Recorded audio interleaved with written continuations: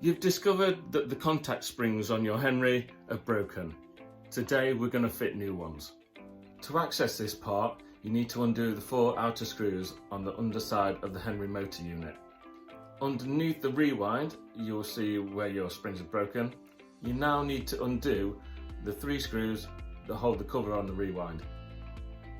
Once inside, you will see where everything connects. Firstly, we're going to undo the screw that connects the power cable, and then we need to file away the rivet that holds the old springs in place. You can do this with a Dremel or just a normal hand file like I'm showing you in this video.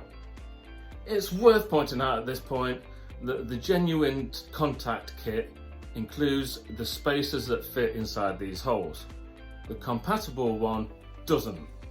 You can either reuse your old ones, which is an absolute nightmare, or just leave them out. It's not the end of the world. It's time to fit the new contact springs. Firstly, connect up the power cable to the end of the new contact, and then on the underside we're going to put the spring, and then on the top side we've got the washer and the small nut.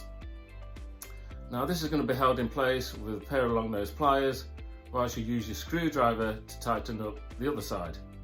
Once that's all tightened up, you just repeat the same procedure on the other side. You might as well replace them both, even if one is okay.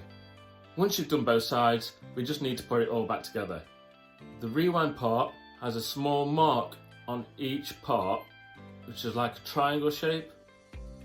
If you make sure they're lined up, you should be able to refit the 3 screws nice and easy with everything lined up perfectly.